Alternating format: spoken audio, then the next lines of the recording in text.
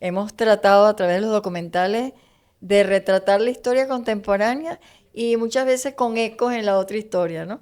En el último trabajo que hicimos, que fue Ágora Violenta, nos remontamos a 1498 cuando llegaron acá los españoles, los conquistadores, quemando, matando, colgando indígenas y después también a los esclavos. O sea, la violación a los derechos del ser humano durante toda nuestra historia ha sido como una constante, como también lo ha sido la rebeldía, ¿no? En Ágora tratamos de mostrar las dos cosas.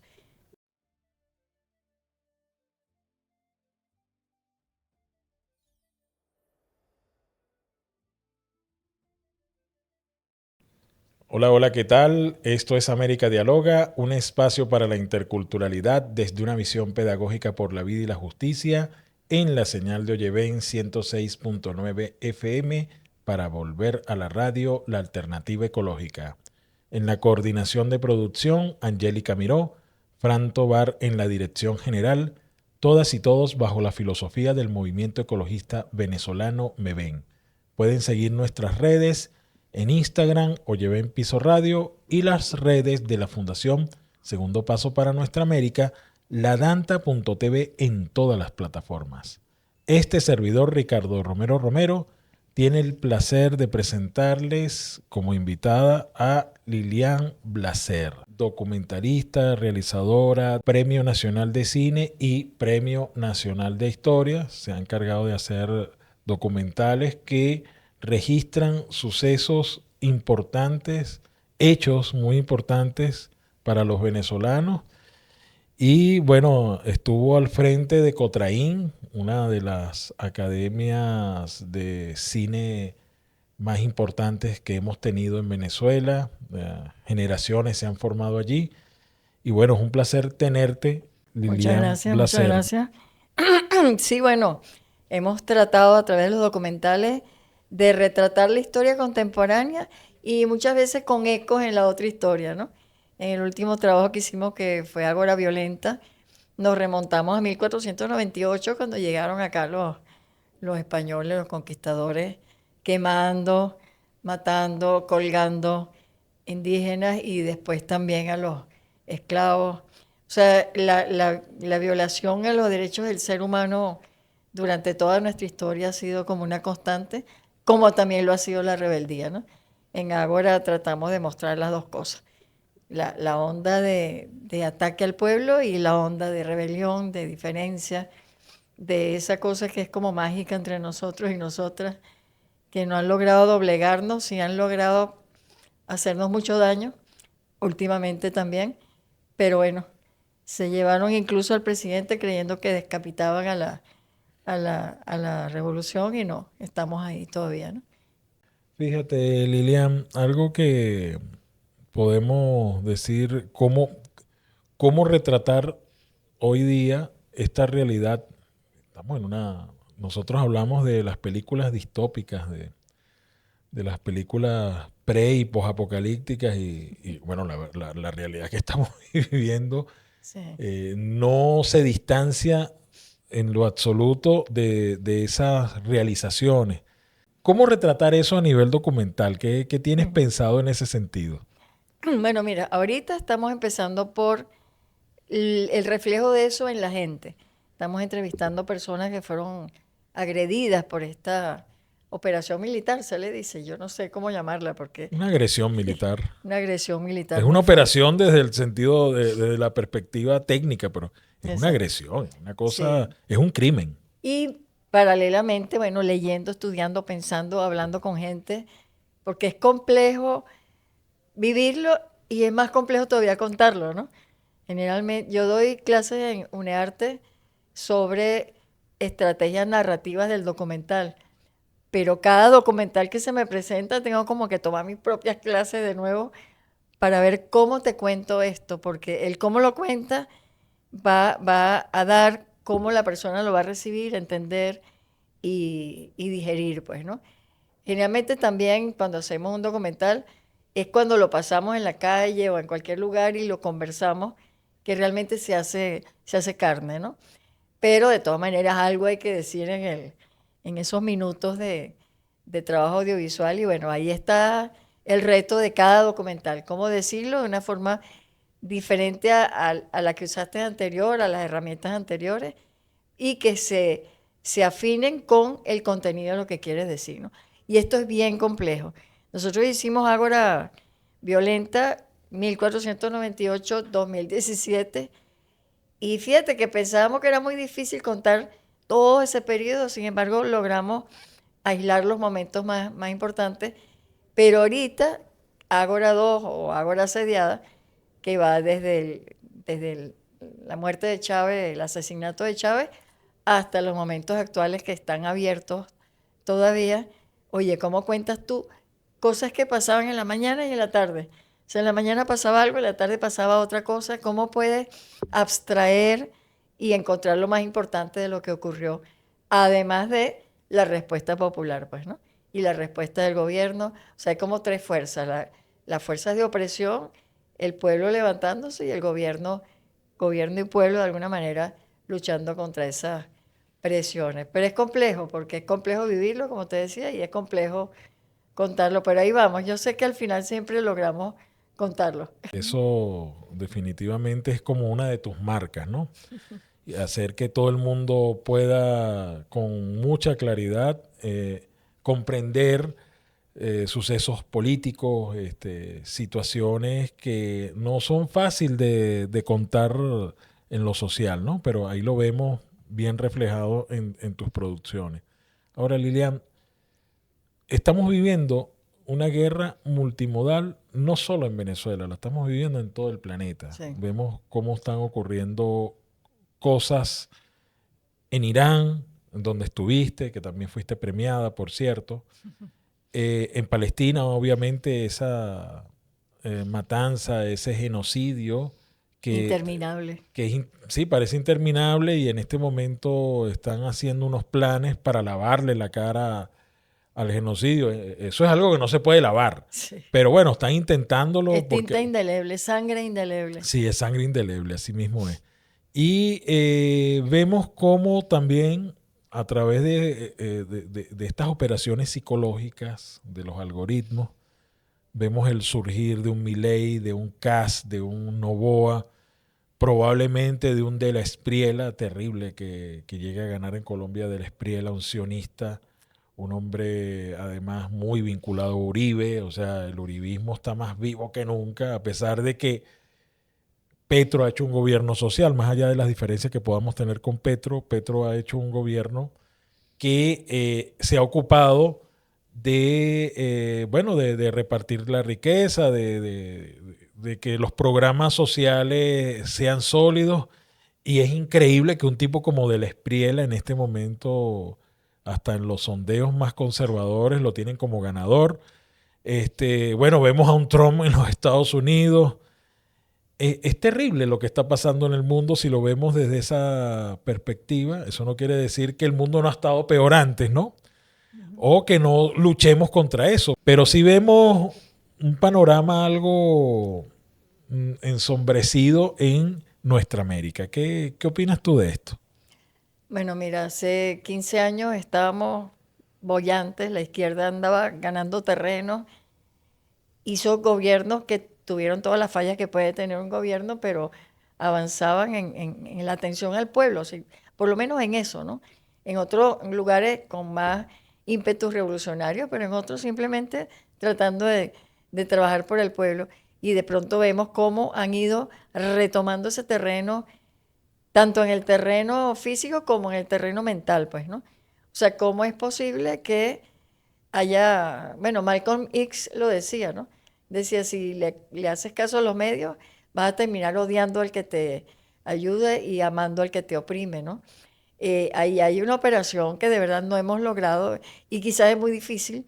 Ellos lo tienen estudiado de los años 50, el sobrino de Freud, o sea, hay una cantidad de elementos que fueron dando herramientas para la manipulación mental con experimentos horrendos que además hacían y con los cuales entendían cómo funciona la mente. Yo creo que aquí hace falta un anti-Tavistock, ¿no? Aquí hace falta un think tank que sea del pueblo y del gobierno, que haya una conjunción de ambos. Yo tengo años luchando por eso, ¿no? Porque me parece que si no entendemos la mente, no del chavismo en general, de la oposición en general, sino de todo y cada uno de nosotros y nosotras, ¿no? Porque las manipulaciones vienen por todos lados. Uno ve incluso en grupos que podemos llamar chavistas por comodidad de palabra, en donde entran elementos de esa gran manipulación que viene antes y después de la operación militar, pues. O sea, ahorita se trata de demostrar que Delcy está traicionando a Nicolás, que a su vez traicionó a Chávez, que a su vez traicionó al pueblo. O sea, hay un constructo mental que se trata de imponer y que de alguna manera en alguna persona entra por fisuras que uno no conoce, ¿no? Yo creo que los y las comunicadores tenemos que entender que cómo se recibe nuestro mensaje, no solo cómo lo logramos decir, sino también cómo se recibe. Y por eso los foros, ¿no? Y por eso lo que yo creo que debería ser Yo sé que el gobierno está investigando y hay gente particular que también lo hace, Schemel también lo hace, pero habría como que unir corazones y mentes para tratar de entendernos mejor. Creo que el venezolano, la venezolana tienen elementos de resistencia muy hermosos, tenemos nuestros defectos como cualquier pueblo, pero tenemos elementos que es importante conocer para estimularlos, para reforzarlos. Creo que el gobierno de alguna manera ha trabajado con algunos de ellos, por ejemplo el humor, la manera en que el venezolano asume las cosas. Mi tesis de grado de maestría es sobre eso, como el humor como defensa cultural contra los ataques, ¿no? Pero el humor y al mismo tiempo una gran seriedad para cuando la cosa es en serio y ahorita toca esa parte, ¿no? El humor ayuda a aguantar y la seriedad ayuda a luchar, ¿no? Entonces yo creo que el venezolano tiene esa dialéctica interna que es muy maravillosa. Fíjate, Lilian, estamos hablando de cómo enfrentamos todo esto, de cómo ya tú has dicho parte, ¿no? De cómo asumimos esa realidad que no es fácil, ¿no? Pareciera que estamos muy preparados para la lucha, para seguir resistiendo. Sin embargo, en el caso de lo que está ocurriendo en Palestina, vemos cómo se ha callado un poco la cosa, cómo hay menos movilizaciones y lo que habíamos hablado antes, están tratando de lavarle la cara a Israel, sobre todo al sionismo, a Netanyahu, y estamos viendo cómo se está conformando en poderes mundiales un nuevo régimen para Palestina. Pero bueno, de eso vamos a seguir hablando en la segunda parte de América Dialoga, un espacio para la interculturalidad desde una visión pedagógica por la vida y la justicia en la señal de Oyeven 106.9 FM para volver a la radio, la alternativa ecológica. Esto es América Dialoga, un espacio para la interculturalidad desde una visión pedagógica por la vida y la justicia en la señal de Oyeven 106.9 FM para volver a la radio, la alternativa ecológica. Este servidor Ricardo Romero Romero tiene como invitado a Lilian Blaser. Lilian es documentalista, es una realizadora que se ha dedicado al tema de esa historia contemporánea venezolana.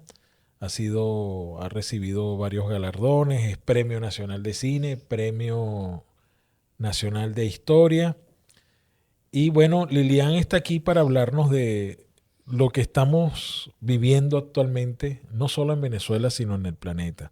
Fíjate, habíamos hablado de que se ha ralentizado el tema del genocidio en Palestina. Hay distracciones en el mundo, el caso Einstein, las payasadas de Milei, que no son payasadas realmente, es toda una dramaturgia. Sí. Lo que está aconteciendo en el Sudán, lo que está aconteciendo en África, en el Cuerno de África, lo que está aconteciendo en otras partes de Oriente Medio, Asia Occidental, como en el caso de Irán. Pero sigue el genocidio. Sí. ¿Qué crees tú que debamos hacer para mantener en la palestra esa denuncia que hemos venido haciendo los pueblos del mundo contra estos poderes fácticos? Sí, es difícil hablar de eso. Hay gente que habla de que hay una palestinización del mundo en donde la muerte ya no importa, los poderes fácticos tienen capacidad de hacer lo que les dé la gana y el poder es el que manda, ¿no? Ya lo dijo Mitchell, un señor ahí, por decirle señor, que, que hablaba en nombre del imperio diciendo que aquí lo que importa es el poder, la fuerza y que se dejen de narrativas, ¿no? Por cierto, cuando hubo esta operación y yo vivo en la Florida, por lo tanto estaba protegida clasista y racistamente, ¿no? Era difícil que las bombas llegaran ahí, En aunque la Florida, en llegaron. Caracas. Ah, sí, por favor. En la Florida de Caracas. Bueno, en la Florida todavía no han caído bombas, en la de allá. Recuerdo que salí al patio y oía el zumbido de los drones y decía Gaza, Gaza.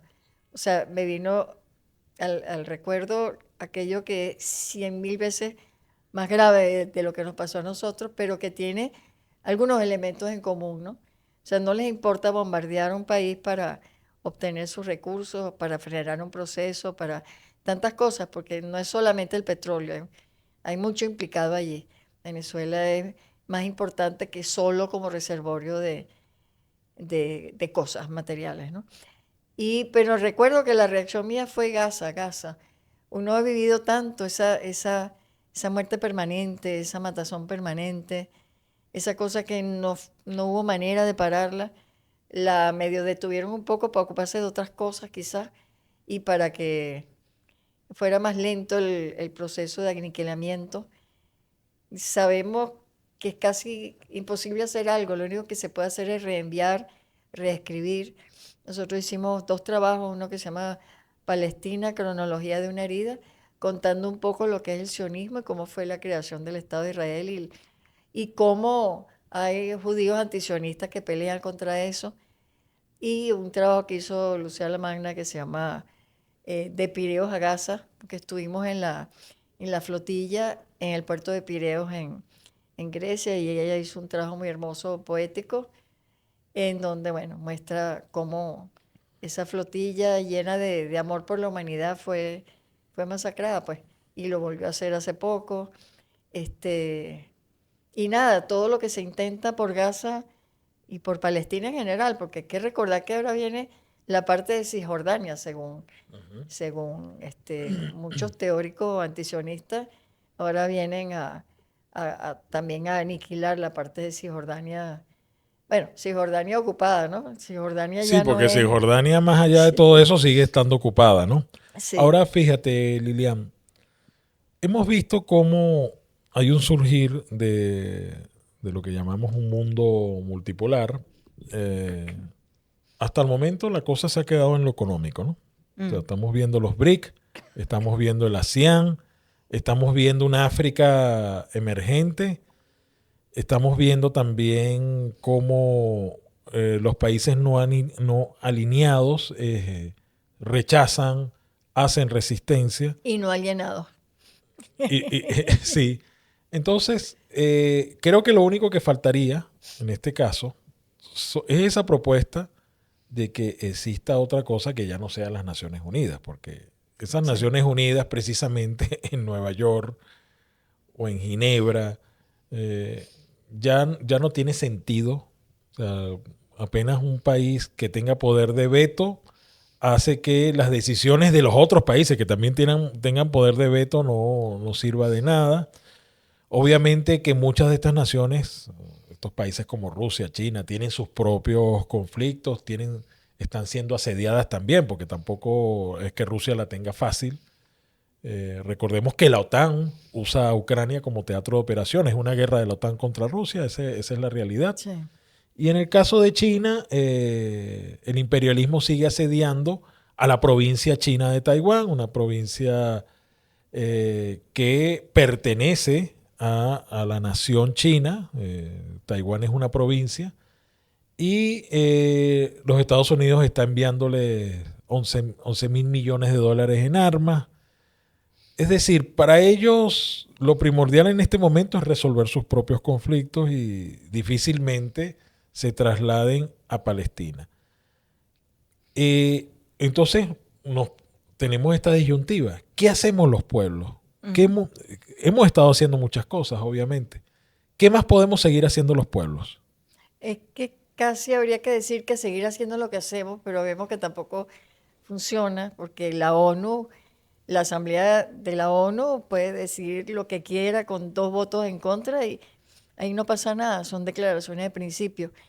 El, el trabajo este del boicot a los productos israelíes es importante, hay que hacerlo, pero tampoco tumba gobiernos, ¿no? Ellos tienen otros medios de De revitalizarse, sostenerse, sí. de sostenerse. Luego las marchas son muy hermosas, es importante que se hagan, van despertando conciencia, pero tampoco logran lo que se quiere. Sí, hay que tener otra organización del mundo y probablemente pase por lo económico. Cuando China decidió que ella iba a hacer su revolución socialista en el 49, en el 2049, y que mientras tanto iba a desarrollar su fuerza productiva y todo eso, uno pudo pensar que, bueno, era una desviación capitalista de la revolución, pero de tú a tú es como se puede trabajar con esta gente, ¿no? No puede, o sea, no va a ser la conmiseración la que logre que ellos cambien, sino una fuerza semejante frente a esa fuerza tan terrible del sionismo, imperialismo. El 8 de diciembre, justo antes de que Chávez diera su última alocución hermosa que hizo, yo estaba entrevistando a unos sionistas, a unos antisionistas, a unos judíos antisionistas, y yo les preguntaba que quién manda ahí, si el sionismo o los Estados Unidos o el Estado profundo, ¿qué? Me decían, no sabemos, o sea, porque ahí hay una conjunción que no es separable, ¿no? Pero es que yo creo que son todas una misma estructura, ¿no? O sea, cuando por ahí hay lo que se llaman teorías conspirativas de que realmente es Israel quien domina Estados Unidos. Hay otra que dice que, bueno, no, realmente Israel es el Estado 51 de la Unión. Todas esas cosas se dicen. Sin embargo, una de las cosas que yo pienso, y aquí voy a dar una opinión, es que realmente es un mismo establishment Sí, y no va con el tema ni geográfico ni de una unidad nacional. No hay una unidad nacional. Es sí, una gran corporación de capitalistas, de gente que tiene un gran poder financiero, que además domina el complejo militar industrial, y eso es que simplemente Israel es una base, porque eso es lo que es. Estoy hablando del Estado de Israel, no estoy hablando sí, sí, de Palestina como tal. sí, Israel es una base como la base que tiene en este momento Estados Unidos en Guantánamo, sí, o como las bases que tiene en Irak, por ejemplo. exacto. Entonces, y que el sionismo es otra expresión o una variable de lo que es el gran supremacismo de estas corporaciones. O sea, creo que es un poder corporativo, en el Lo, fondo. lo, No es un dijiste, poder nacional. lo dijiste todo, o sea, ¿qué más podemos decir? Yo creo que, bueno, trabajar la conciencia de la gente e irse ganando personas para la conciencia es lo que uno puede hacer desde este pequeñísimo lugar que tenemos, ¿no? Y creo que poco a poco, y lamentablemente a base de miles de asesinados, hay una parte del mundo que ha empezado a tomar conciencia de que como que lo que pasa en Israel no es como normal, ¿no? Y de alguna manera van ingresando en nuestras filas, pero al BRICS, a todas las formas alternativas de organización del mundo, le toca hacer fuerza para que se acabe, como decía China. Nosotros queremos que acabe el imperio como imperio. Estados Unidos está bienvenido al concierto de las naciones, pero no en esa forma, ¿no? Y la forma Trump es como, yo lo llamo así como Lenin hablaba de la fase superior del capitalismo, ¿no? Yo dije, esta es la fase superior del imperialismo, que era la fase superior del capitalismo. O sea, es la fase superior, el non plus ultra de la forma de ejercer el poder del meladaganismo que llaman en la base, ¿no? En los españoles. Y bueno, nada, toca resistir, toca ser cada vez más nosotros y nosotras mismas y toca hacer en lo pequeño, en la conciencia, en el discurso, en la radio, en donde uno pueda estar para ganarse adeptos, adeptos, esa palabra es un poquito fea, Sí, pero bueno, ganarse conciencia a este nuevo mundo que hay que crear, porque si no creamos ese nuevo mundo, este se va a acabar de todas maneras, ¿no? sí, ciertamente. Bueno, Como vivienda del ser humano, seguirá rodando por el espacio vacío, quemado y terminado como vida, ¿no? sí, Lilian, entonces, fíjate, para terminar este segmento y vamos ya para el tercero, eso que has dicho, es un despertar de conciencia. Quizás en el tercer bloque vamos a hablar de qué cosas podemos hacer para mantener ese despertar de conciencia. Seguimos en América Dialoga, un espacio para la interculturalidad desde una visión pedagógica por la vida y la justicia, en la señal de Oyeven 106.9 FM, para volver a la radio, la alternativa ecológica. Recuerden seguir nuestras redes en Instagram, Oyeven Piso Radio, y las redes de la Fundación Segundo Paso para Nuestra América, ladanta.tv, en todas las plataformas. Este servidor Ricardo Romero Romero tiene el placer de contar con la presencia y con la voz y con su sabiduría de Lilian Blaser, documentalista, docente en el audiovisual, un referente nuestro, Premio Nacional de Historia. Cine, Premio Nacional de Historia. ¿Tú no tienes también Premio Nacional de Periodismo? El Premio Nacional de Periodismo, ah, sí, ¿verdad? Tiene, Y también el de Comunicación Alternativa con Lucía por la trayectoria. ciertamente, imagínate tú, o sea, Lucía La Lilian Magna, perdón. multipremiada y bueno, estamos aquí conversando de la actualidad y de qué hacer ante lo que está aconteciendo en el mundo. O sea, a mí no me gusta usar la palabra porque es una palabra que se la compraron. Quiero ver si hay otra palabra, si se puede sustituir la palabra barbarie, porque la palabra fue usada por los romanos para decir que Sí, aquellos eran los bárbaros y los romanos eran más bárbaros. sí. Bueno, Sí. cuando hicimos Ágora Violenta se llama Barbarie en la Civilización, ¿no? Y esta segunda Ágora creo que es Barbarie en la Barbarie. No estoy muy segura, pero Sí, hay una sí. palabra que se usa Ajá. por José Eustacio Rivera, vorágine. A la vorágine. Yo creo que es una vorágine lo que estamos viviendo en el mundo. Sí. Y esta vorágine, esta forma de tratar la vida, de despreciar la vida, de usar solo la fuerza, una cuestión muy reptiliana, muy, como lo decía Carl Sagan Sí. en El mundo y sus demonios, un libro que por cierto recomiendo mucho tomar una lectura de él, una nueva lectura, un libro que está vigente, El mundo y sus demonios de Carl Sagan. Mm. Eh, una de las cosas que tú habías dicho era el tema del despertar de la conciencia. Ahora, ¿cómo despertar conciencias con estos algoritmos, con este bombardeo que tenemos de contenidos superfluos, de cosas que más bien nos idiotizan? Sí. Fíjate que comentario de un muchacho joven al que lo despertó un misil rompiendo o sea, estremeciendo los vidrios, no los rompió. Y él me dijo, oye, yo de repente sentí como un nacionalismo, ¿no? Porque es que los jóvenes hasta eso se les ha como perdido en la bruma, ¿no? Y yo no creo en nacionalismo por nacionalismo, uno es internacionalista porque sí, porque es la humanidad, no es la venezolanidad solamente. Claro, la patria es Pero, la gente.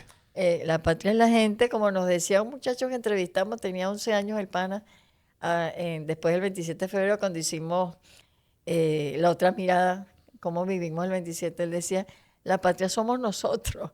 Y me pareció tan lindo, ¿no? Que a los 11 años ya él sabía eso, pues.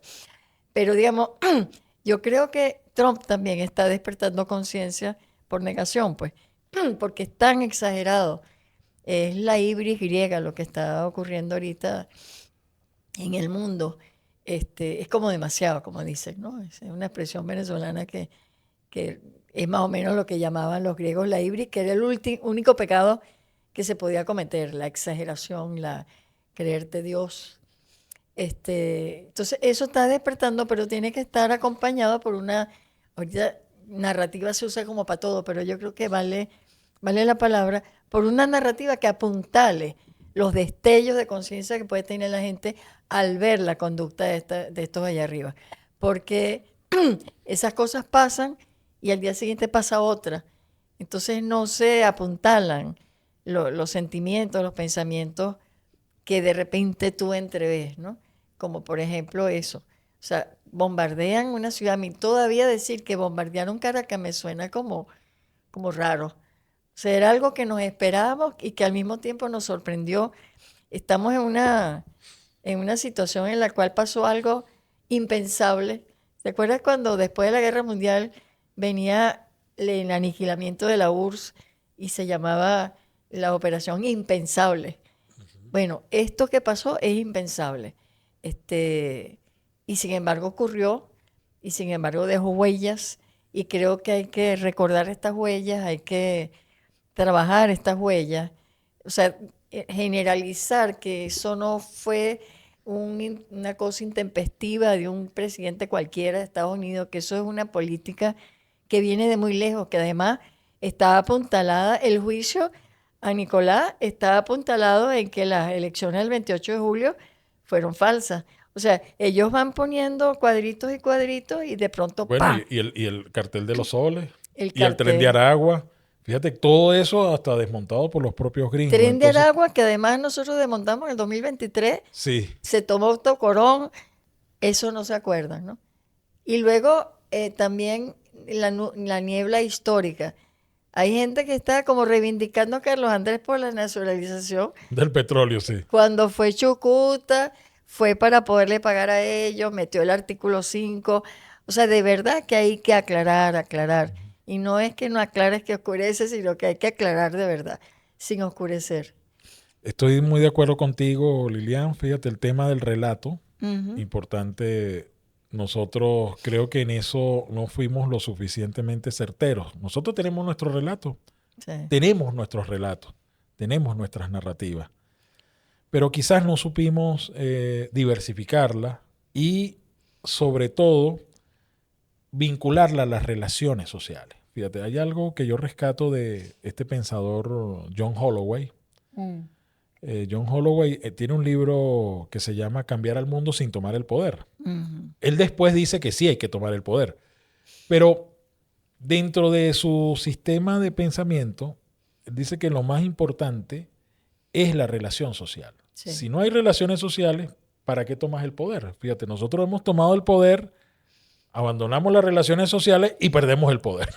Claro. Nos ha pasado. Sí. Entonces creo que hay que sostener las relaciones sociales. ¿Y cómo se sostienen las relaciones sociales además del tema económico y además del tema cultural? Creo que hay un tema afectivo Ujú. necesario. Ese tema afectivo va con la emocionalidad y precisamente Empatía. sí, la empatía, y yo le llamo la ternuridad, Ujú. el ejercicio consciente de la ternura. Entonces, y eso no quiere decir que no seamos luchadores, que no seamos combatientes y que no estemos prestos a defendernos, eso es otra cosa.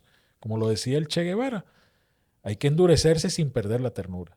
Es una forma de demostrar que nosotros somos batalladores y luchadores, pero nuestro relato debe ser diversificado y debemos tener libros, debemos tener películas, hay algo en lo que hemos fallado y es no conectarnos con lo que estas nuevas generaciones están haciendo, qué están consumiendo, qué les importa. Creo que allí hay una situación. Yo recuerdo en una sala donde estábamos discutiendo sobre el plan de lectura y en la sala habíamos como 100 personas. Y yo le pregunté a muchos de los que estaban ahí cuántos habían ido a una Comic Con. ¿Cuántos conocían Demon Slayer? ¿Cuántos sabían quién era Luffy? O sea, y había muy pocos, y eran precisamente los más jóvenes que respondían, sí, yo sí fui a la Comic Con. Sí, yo sé quién es Luffy. Sí, yo sé quién es Demon Slayer. Porque es importante saber en qué andan los muchachos para uno. O sea, eso no quiere decir que uno se vaya a convertir en fan de Demon Slayer. No estoy diciendo eso. Lo que estoy diciendo es cómo nosotros podemos dialogar con esas realidades. Sí, porque si no es un diálogo paralelo. Le estamos hablando a alguien que no está allí, está viendo otra cosa, ¿no? Yo recuerdo, Jesse Chacón tenía una institución que se llamaba GIS 21, GIS 21, sí. donde estudiaban a los muchachos y teníamos reuniones en las cuales nos contaban que el problema era que los muchachos, estamos con Chávez todavía, los muchachos creían que la oposición iba a hacer lo mismo que Chávez, pero bien hecho. Porque esa es la narrativa que le ponen. Esta gente es inútil, no sabe hacer nada. Son Nosotros brutos. seguimos con las misiones, todo va a ser igualito, pero bien hecho.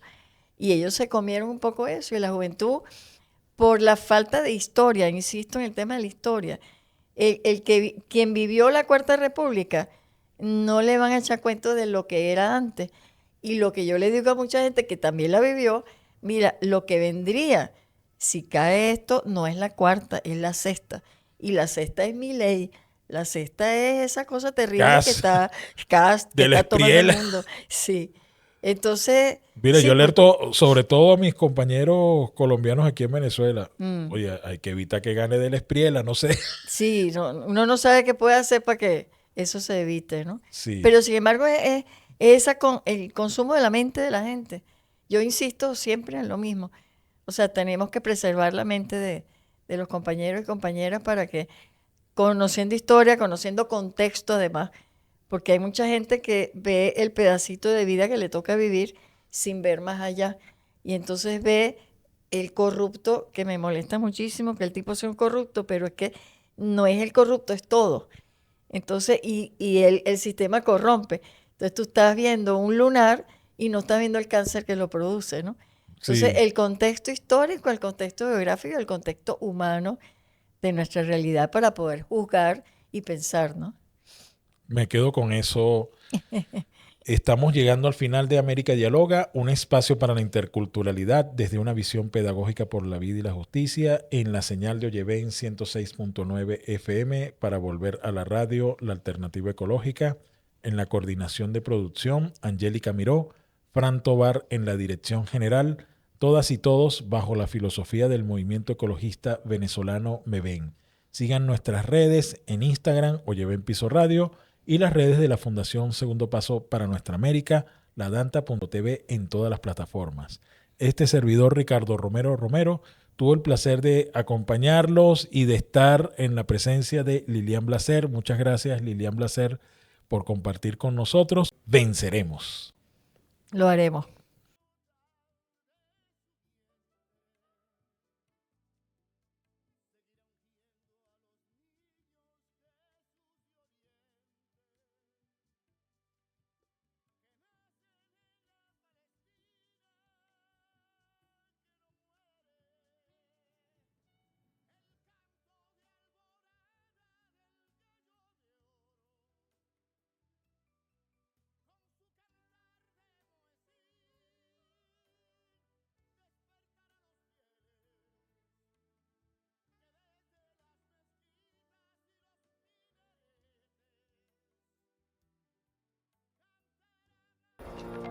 Suscríbete, toca la campana, dale me gusta y comparte.